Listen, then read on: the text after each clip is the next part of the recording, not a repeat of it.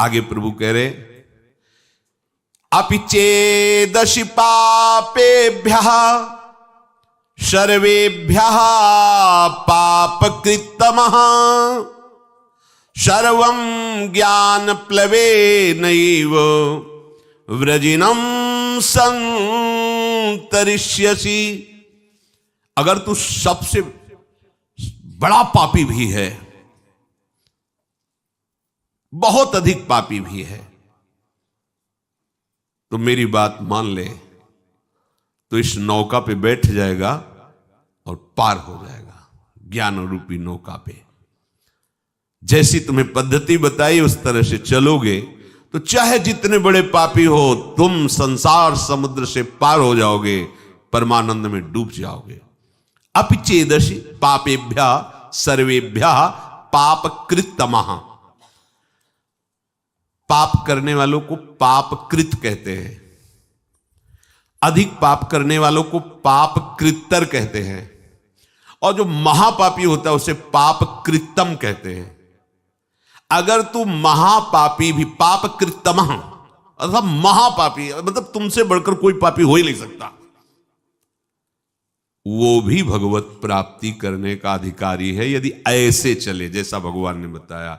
सदगुरु के पास जाके साष्टांग दंडवत करके विनम्रता पूर्वक उनकी अधीनता स्वीकार करके उनसे प्रश्न करे, जिज्ञासा करे, या वो अपनी तरफ से जो आपको आदेश उपदेश करें अक्षरशः पालन करें, तो आप चाहे जितने बड़े पापी हो आप भगवत प्राप्त कर लेंगे। कितना बढ़िया भगवान विश्वास दिला रहे, भगवान कह रहे ना, इसलिए किसी और प्रमाण की तो जरूरत नहीं, क्योंकि इनसे बड़ा कोई न्यायाधीश है नहीं। जब वो स्वयं कह रहे हैं अपि चेदशि पापेभ्यः सर्वेभ्यः पापकृत्तमः, समस्त पापियों में भी तू सबसे बड़ा पापी हो तो भी तू जो मैंने पद्धति बताई उसके अनुसार चलेगा तो इस संसार समुद्र से पार हो जाएगा।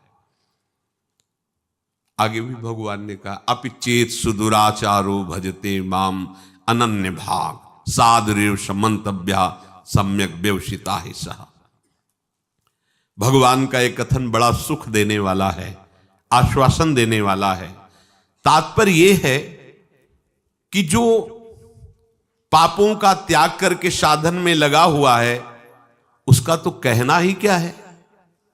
देखो, कोई अपने को ये ना समझे कि हम बहुत बड़े श्रेष्ठ हैं। हम सबको उसी गंदगी से प्रभु ने उठाया है जिसे हम देखकर घृणा करते हैं ना, हम वहीं से हैं। बिल्कुल कहीं कोई श्रेष्ठता का अपने में आरोप न कर ले। श्रेष्ठ है तो सब श्रेष्ठ है, क्योंकि सब उसी से प्रकट है। और ये जितने विकार हैं इन्हीं से हमें उठाया गया है। हम इन्हीं में गिरे पड़े थे, अब भी गिरे पड़े हैं। अगर वो अपनी बाहुओं से सुरक्षित न रखे, अजान बाहु अभेद भुजदंड मूल पीनन ससानुकूल, अगर वो हमारी सुरक्षा न करे तो अब भी हम वहीं फिसल के पहुंच जाए। सबको ये बात समझनी चाहिए, कहीं इस बात का अहम ना आ जाए कि मैं श्रेष्ठ हूं, मैं महाभागवत हूं, मैं ज्ञानी हूं, मैं ब्रह्मबोध हूं। जो पापों का त्याग करके साधना में लग गए हैं उनका तो कहना ही क्या है। पर जिसने बहुत पाप किए हैं और पूर्वाभ्यास है पाप करने का, अब उसके उद्धार का क्या उपाय हो सकता है। जिसने पाप किए और उसको ग्लानि हुई और छोड़ करके पाप और सदगुरु की शरण होके साधन में लग गया, उसमें तो संशय ही नहीं, वो तो जाएगा ही जाएगा प्रभु के पास। भगवान यहां उसको विश्वास दिला रहे जो बहुत पाप किया, महापापी, और पूर्वाभ्यास भी पापों का है। अब उसको भी अपने उद्धार के विषय में निराश नहीं होना चाहिए भगवान के वचन मान करके। महापापी से पापी मनुष्य भी यदि सोच ले कि इसी जन्म में अब मुझे अपना कल्याण करना है, तो पुराने पाप उसको बाधा पहुंचाने की चेष्टा करेंगे। ऐसा नहीं कि वो शांत बैठे रहेंगे। वर्तमान के पाप उसको बाधा पहुंचाने की चेष्टा करेंगे। पर वर्तमान में साधु संग हो गया और उसने ठान लिया है कि मुझे अपना कल्याण करना है, उस ठानने में वो उनकी बात मानेगा। वर्तमान के पापों पर रोक होनी शुरू हो जाएगी और उनकी बात मानने पर उपासना में धीरे धीरे रुचि होने लगेगी। और जहां रुचि हुई तो पूर्व पाप जो बाधक हो नष्ट होना प्रारंभ हो जाएंगे। उसके हृदय में ये निश्चय होने लगेगा कि आज से मैं कभी पाप नहीं करूंगा। ध्यान दीजिए, ये कब हम जाने कि हमारे पुराने पाप नष्ट हो रहे हैं? तुम्हारे हृदय में जब ये निश्चय होने लगे आज से मैं पाप नहीं करूंगा, तो आपका हृदय इतना पवित्र होने लगा है कि पाप ना करने का, निश्चय करने का अधिकार कर रहा है। केवल भगवत प्राप्ति के लिए ही अब मैं चेष्टा करूंगा। उसके पापों का नाश होते देर नहीं लगती। जहां ऐसा निश्चय किया, फिर समझ लीजिए, पुराने पाप जो बहुत समय से कर रहे हैं वो भगवत मार्ग में नहीं आने देते, आने ही नहीं देते। वो बहुत बड़े बंधन है। कहीं भगवत कृपा से साधु समागम के शब्द पड़े और ये लगा कि मैं तो महान पाप करने वाला नीच हूं, मेरा कल्याण कैसे होगा? देखो वचनों का प्रभाव, सत्संग सुनने से मेरा कल्याण कैसे होगा, ये बात आ गई। अच्छा, कल्याण तो साधु महात्माओं के संग से, सत्संग से होता है, पर मेरा अभ्यास वर्तमान में पाप करने का कैसे बनेगा? उनके समीप गया, अपने कल्याण के लिए जो चेष्टा करनी चाहिए वो संत महात्मा बताने लगे। उनके शासन में ध्यान रखना है। यदि आप जैसे वाल्मीकि जी ब्रह्म के समान हो गए तो उन्होंने संत का शासन स्वीकार कर लिया। जब तक हम ना आवे तब तक ये बैठे रहना हो, तो नाम सीधा नहीं जप सकते तो उल्टा जपो, मरा मरा मरा, सिद्ध हो गए। संत का शासन संपूर्ण दुर्वासना और पाप का नाश करने के लिए होता है।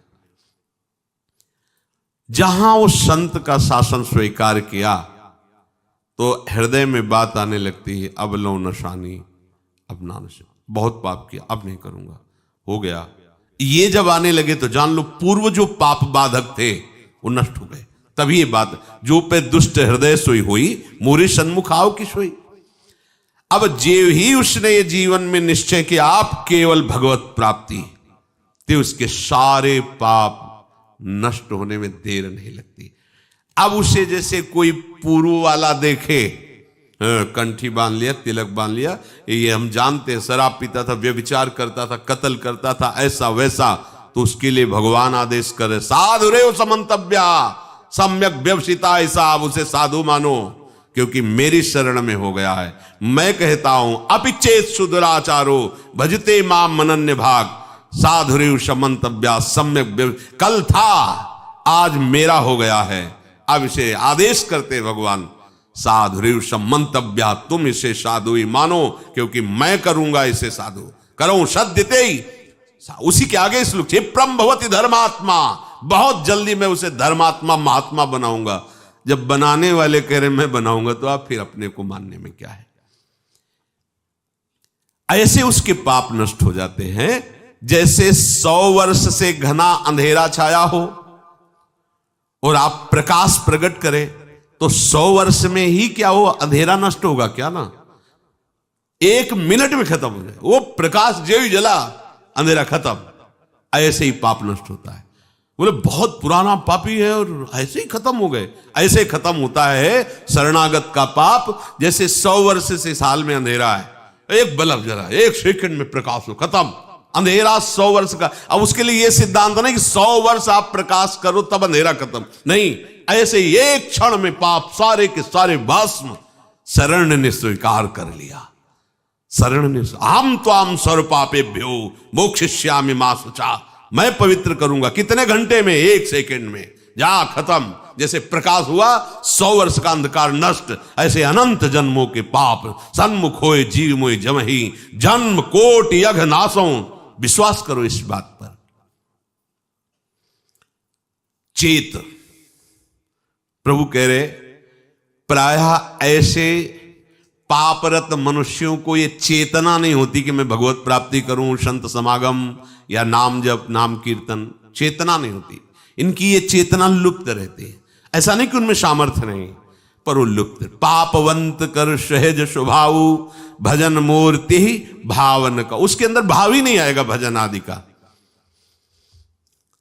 तो चेत ऐसे जो पापात्मा जन होते हैं, पहली बात उनके अंदर सत्संग में जाना या भजन आदि इसकी रुचि ही नहीं हो। अगर कहीं भगवत कृपा से या किसी, अब जैसे उनके अंदर ये रहते है, उनकी पत्नी भगवत चरणारविंद की, महाप्रभु की शरणागत है, आश्रित है, तो कैसा कृपा बन रहा है। वो जरूर बोलती उस समय, फिर मंजीरा लेकर राधा नाम का, ये तो बढ़िया है, राधा नाम कीर्तन कर। यद्यपि ऐसा नहीं करना चाहिए, ऐसे दुर्व्यसन नहीं कर, पर दुर्व्यसन नहीं छोड़ सकते और राधा नाम स्वीकार कर लिया तो इस बात हमें विश्वास है, राधा नाम की महिमा पर निश्चित आपका मंगल होगा। निश्चित आप इसी जन्म में ऐसी घृणा करेंगे कि देख लेना, निश्चित ये नाम और ये भगवत प्रीति, ये भगवत प्रीति है। मैं नीच हूं, मैं पामर हूं, अधम हूं, पर प्रभु आपका नाम, आपका गुण कीर्तन, आपकी महिमा, छुट्टी 84 भ्रमंते निरखय जुगल किशोर, ये हम सत्य मानेंगे।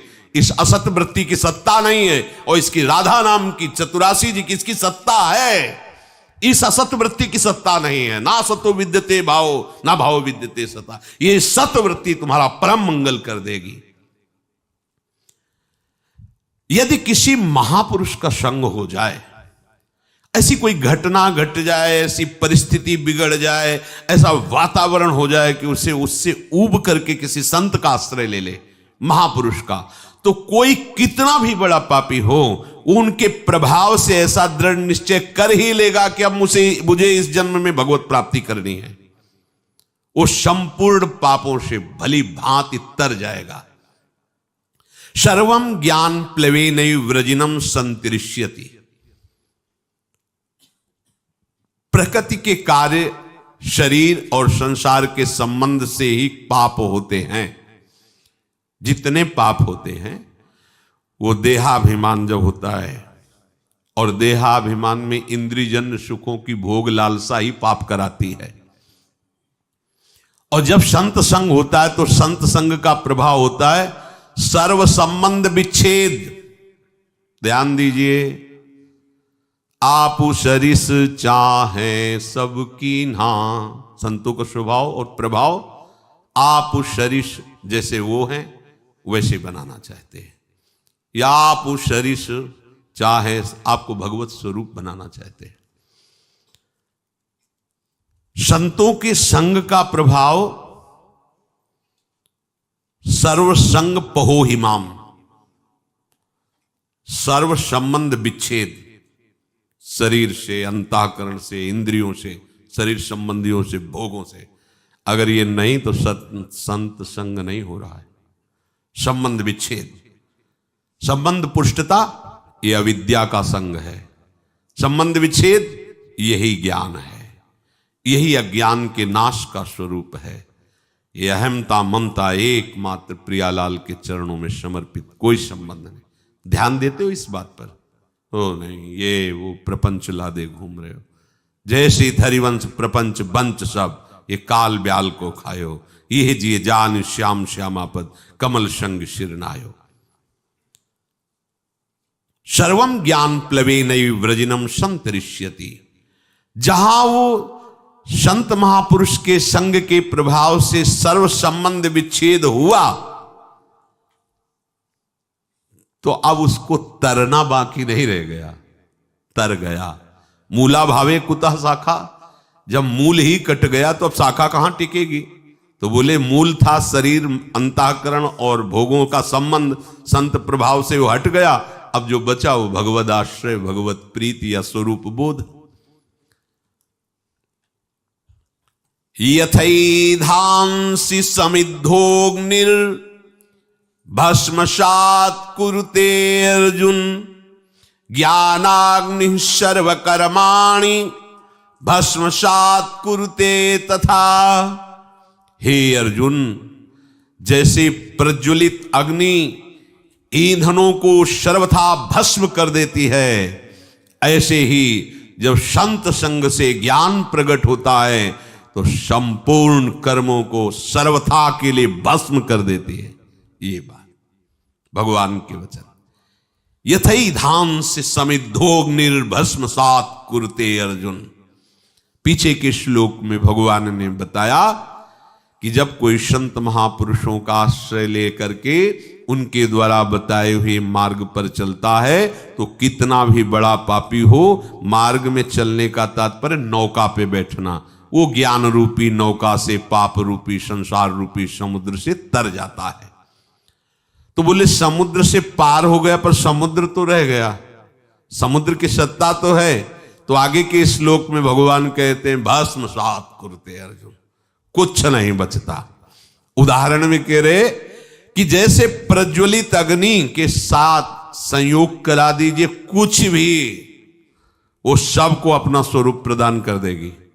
लोहा डाल दीजिए, सोना डाल दीजिए, बिष्ठा डाल दीजिए, चंदन डाल दीजिए, जो भी डालोगे वो अग्नि अपने ताप से उसे अपना में स्वरूप दे देगी। लोहा भी अग्निमय हो जाएगा, सब कुछ वो भस्म कर देगी, कुछ शेष नहीं रहेगा, किंचन मात्र शेष नहीं रहेगा।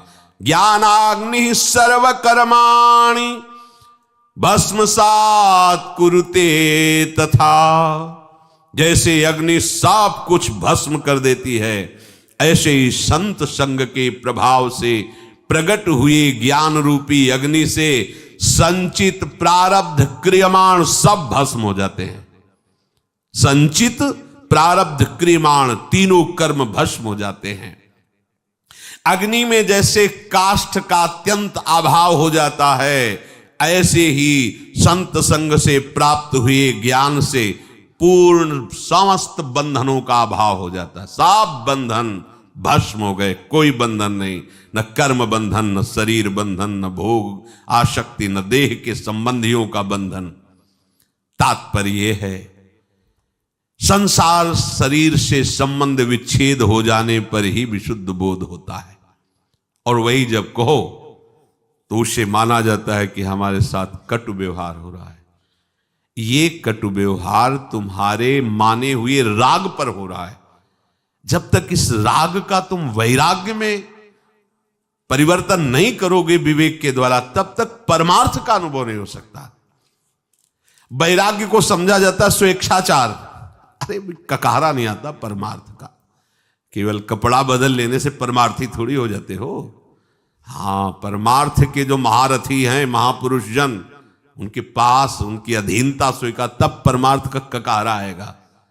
नहीं तो भगवान और सरकार और अवतार बनने में देर नहीं लगती, माया बना देती, देर नहीं लगती। हाँ, जहां 10-20 हजार लोग दंडवत किए तो यहां आने लगता है हम तो कुछ विशेष हैं, और जहां विशेष है ता फिर वो भगवान की माया अपना प्रभाव दिखा देती है। बड़ा विचित्र खेल है, बिना गुरु कृपा के समझ में नहीं आता। अगर इस अहंकार पर कोई शासन कर सकता है तो एकमात्र भगवान ही कर सकते हैं, गुरुदेव भगवान ही कर सकते हैं। संबंध विच्छेद होने पर ही आपको परमात्म तत्व का अनुभव होगा। बैठा लो इस बात को। शरीर से अपनापन, शरीर संबंधियों से अपनापन, भोगों से अपनापन हटाना ही पड़ेगा यदि भगवत प्राप्ति करना चाहते हो। देखो महाप्रभु के दूरादपास्य स्वजनान सुखमर्थ कोटिम सर्वेषु साधन वरेश्चिरम निराशा तो वर्षंत में उस सहजाद्भुत सौख्य धाराम श्री राधिका चरण रेणु माम स्मरम। सैकड़ों बार इस श्लोक को सुनाया होगा, आपने सुना होगा और पढ़ा होगा। दूरादपास्य स्वजनान, परिवार के संबंध से बहुत दूर, घर में रहते हुए बहुत दूर, गृहस्थ हो तो भी बहुत दूर, राग रहित होना। जैसे ये बड़े बड़े महापुरुष जो गृहस्थी में, उनके जीवन चरित्रों को पढ़ के देख लीजिए। श्रीवास जी के घर में कीर्तन हो रहा है, पुत्र पधार गया, कान में जाके कहा पुत्र महाप्रभु तक आवाज नहीं जानी चाहिए, कीर्तन नहीं बंद होना चाहिए, कीर्तन बंद हुआ तो मेरे प्राण निकल जाएंगे। और उछल उछल कर कीर्तन कर रहे हैं, राग रहित। अगर राग हृदय में है तो चाहे आप गृहस्थ हो चाहे आप विरक्त हो, इसे कोई फर्क नहीं पड़ता है। ये अंतर का, भगवत प्राप्ति अंतर के विषय से होती है। ये आचार्य परंपरा, ये वेश बाहर से त्याग करते हुए आंतरिक राग को मिटाने के लिए है, जो निवृत्ति मार्ग के उपासक हैं। नहीं तो जो निवृत्ति मार्ग के प्रभु हैं वही प्रवृत्ति मार्ग के प्रभु हैं। जो भगवत प्राप्ति निवृत्ति मार्ग को होती वही प्रवृत्ति मार्ग को होती। बस अपने सिद्धांत से चले, दोनों को ही वैराग्य धारण करना होगा। एक को बाहरी और आंतरिक दोनों, और एक को केवल आंतरिक बाहरी व्यवहार में रहते हुए भी वो भगवत प्राप्ति वैसे ही करेगा। संबंध विच्छेद, ये बड़ी जोर की बात है। संबंध विच्छेद बिना संबंध के नहीं हो सकता। कोई तो हमारा हो, अब उसको अपनापन न सदगुरुदेव में है न श्री जी में है, तो संबंध विच्छेद कर ही नहीं सकता, केवल नाटक होता है। क्या होगा ये लाल पीले धारण करने से? आंतरिक राग की पुष्टता के लिए कपट पूर्वक परमार्थ का पोषण, बड़ा चतुर बनता है जीव, और वो चतुराई करके स्वयं नरक जाने का रास्ता पुष्ट करता है। समझता कोई जानता नहीं। अरे जिसके तुम हो वो तो जान ही रहा है ना, वो तो सबके हृदय बैठा हुआ, वो खुद देख रहा है, साक्षी है सबका, वो सबका दृष्टा है। कैसी भूल है कि जिन विषयों को त्यागने के लिए मार्ग लिया जाता है, उन्हीं विषयों को भोगने के लिए इसका कपटपूर्वक आश्रय। कैसा कैसा भगवान का ये विचित्र माया जाल है। वो जानते, दूसरों को उपदेश दे सकता है, वो दूसरों के लिए वो लिखित दे सकता है, और अपने लिए पर उपदेश कुशल बहुत है। दूसरों को उपदेश देने के लिए तो क्या आनंद आता है, लेकिन अपने आचरणों पर उस उपदेश को उतारो, तभी भगवत प्राप्त। संबंध विच्छेद, गुरु से संबंध बनाकर उसका नाटक करना, और संबंध शरीर और शरीर के भोगों से प्रभु को अपना मानने का नाटक करना, और संसार से अपना सत्य भाव रखना, प्रभु को साधन बना लेना और विषयों को साध्य बना लेना। कहां की चतुरता है ये, कहां की बुद्धिमत्ता है? अपने हाथ से अपना नाश कर रहे हो। जब तक संबंध विच्छेद नहीं, तब तक परमात्म तत्व का बोध नहीं। बातें बनाने वाले तो हम जैसे बहुत हैं, बहुत बातें बनाने वाले, खूब बढ़िया लच्छेदार भाषण हो सकता है, लेकिन परमात्म प्राप्ति लच्छेदार भाषण देने और सुनने से नहीं होती, उसका वर्ण करने से होती है। सब संबंध विच्छेद, एकमात्र प्रियालाल से अपना संबंध। वास्तव में जब तक कोई अपना किसी को मानता है, अपना संबंध किसी से रखता है, तब तक प्रभु से अपनापन होता ही नहीं है। जब तक अपने लिए कर्म करता है, अपने लिए भोग सामग्री मानता है, तब तक वो भगवत भाव में प्रवेश ही नहीं पाता है। जैसे देखो, आप चिंता मत करो, आपका भरण पोषण पूरा निर्वाह प्रभु पहले से कर रहे हैं, आप जान नहीं पा रहे हो। कल किसी ने प्रश्न किया था कि अगर माता पिता न रहे अमुक के, फिर उसका भरण पोषण कौन करेगा? ये भगवत शरणागतों के मुख में ऐसी बातें नहीं होनी चाहिए। आज तुम जिनके द्वारा पोषित हो, वो भी उसी के द्वारा पोषित है, उस प्रभु के द्वारा। आज तुम्हारी वो रक्षा कर रहा है, लेकिन तुम किसी को अपना माने इसलिए समझ नहीं पा रहे हो। कल वही तुम्हारी रक्षा करेगा, वही भरण पोषण करेगा। व्यर्थ में चिंता मत करो। ये चिंता तभी होती है जब चिंतामणि श्री स्वामी जी के चरणों से आपने संबंध नहीं स्वीकार किया है। चिंता करने की जरूरत नहीं है। अपने जीवन से हम जानते हैं। हम अपना उदाहरण इसलिए देते हैं कि अपने हृदय की बात हम आपको बता सकते हैं। एक आदमी भी पानी देने के लिए नहीं था। अगर हमें औषधि चाहिए तो मुझे पैसा मांगना पड़ेगा। जो माने हुए अपने को हैं धनी, और उनके पास जाके निवेदन करना होगा। लगता था आगे क्या होगा। ज्यादा वर्षों की बात नहीं, 14 वर्ष 15 वर्ष पहले की बात। अगर हम मांगने गए तो उधर पोषण के लिए रोटी है, नहीं तो नहीं है। हम पानी उठा के पिए तो है, नहीं तो नहीं है। दवा लेने के लिए पैसा मांगने गए तो है, नहीं तो नहीं है। कल के लिए विचार कभी आते थे कि क्या होगा। जब हम उठ नहीं पाएंगे, जब हमारी किडनी इस स्तर की हो जाएगी, तब क्या होगा? क्या होगा? अंदर से अरे शरीर छोड़कर प्रभु के पास जाएंगे, और क्या होगा? इसीलिए तो हम भगवत मार्ग में हैं, प्रभु से मिलन के लिए चिंता क्यों करते हो? एक प्रश्न उठता है जीवत्व को लेकर, व्यवहार को लेकर के, लेकिन आराध्य देव की कैसी कृपा, कैसी लीला, प्यार करने वाले, सेवा करने वाले, सेवा की शौन व्यवस्था जैसे आकाश से गिरती ना, ऐसे गिरी है, ऐसे गिरी है। ये कोई न सोचे हम वृंदावन वास कर रहे हैं, बुढ़ापे में हमारी कौन सेवा करेगा, हमारी कौन व्यवस्था करेगा? हम अपने हृदय की बात कह रहे हैं। आगे आगे जैसी आवश्यकता हुई, वो इसलिए दिखाया कि तुम्हारी ये स्थिति है और हमारी कृपा की ये स्थिति है, दोनों पार्ट दिखा दिए। तुम्हारी सामर्थ्य ये है और मेरी सामर्थ्य का एक इशारा ये है, हमारी व्यवस्था घूमती है। जिस व्यवस्था के लिए सोचते थे क्या होगा, उस व्यवस्था को ऐसे ऐसे बिखेर दिया। वो सर्व सामर्थ्यशाली प्रभु, कभी अविश्वास मत करो। नाड़ियों में रक्त प्रवाह, शरीर का बालक से जवान हो जाना, श्वासों का आना जाना, भोजन का पचना, ये क्रियाएं तुमसे हो रही क्या? तुम्हारे ही शरीर में ये तुमसे हो रही क्या? नाड़ियों का रक्त प्रवाह, शरीर का अवस्था परिवर्तन होना, श्वासों का आना जाना, भोजन आदि का पचना, ये किससे हो रही है? तुमसे हो रही क्या? खाना पीना, चलना बैठना, देखना बोलना, ये किससे हो रहा है? तुमसे हो रहा है क्या? परंतु अज्ञानवश इन क्रियाओं को अपना मान लेते हैं, अपने द्वारा इन क्रियाओं का कर्ता मान लेते हैं, तो ये क्रियाएं कर्म बन जाती हैं और उसको बांध लेती हैं। क्या देखा? उसका फल मिलेगा। अब जो दिखाओगे वही देखेंगे, जो सुनाओगे वही सुनेंगे, जैसे रखोगे वैसे। अभी मुक्त, अभी इसी क्षण मुक्त, बिगड़ी जन्म अनेक की, अब ही सुधरे। आज समझ में आती है बात? अब ही सुधरे। हम कर्म करके चाहते हैं मोक्ष पद, कर्म से मोक्ष पद नहीं होता, कर्म त्याग से मोक्ष पद होता है।